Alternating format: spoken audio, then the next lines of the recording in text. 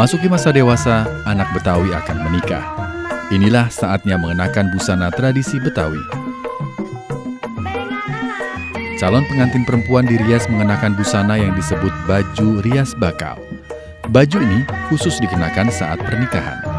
Baju yang dikenakan adalah baju kurung dari bahan sutra atau bludru yang diberi hiasan tabur dan hiasan tepi.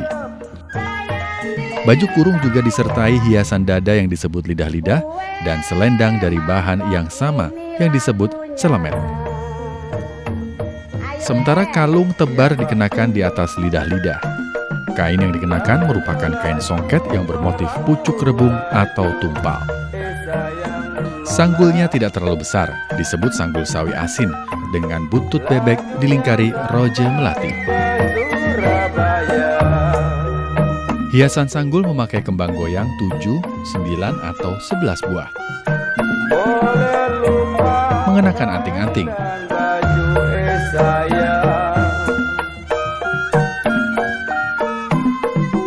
Pada bagian dahi diberi tanda bulan sabit berwarna merah.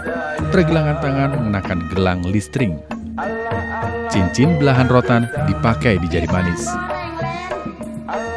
Kaki mengenakan selop tutup yang dihiasi motif.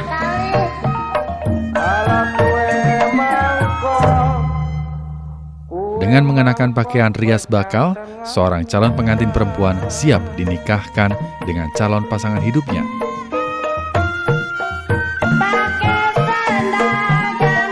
Calon pengantin laki-laki yang hendak menikah mengenakan busana yang disebut jas kain serebet. Memakai sarung atau kain plekat.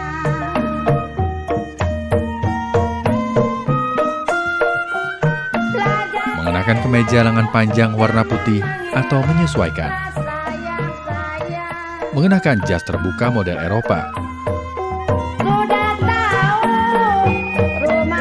Mengenakan peci hitam tanpa hiasan.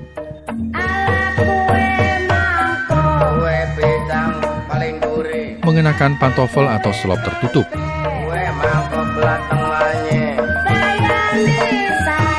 Calon pengantin laki-laki terlihat simpel, namun bergaya dan penuh keyakinan diri untuk kemudian menetapkan hati dan mengucapkan akad nikah yang dilakukan langsung oleh wali atau ayahnya atau diwakilkan oleh penghulu.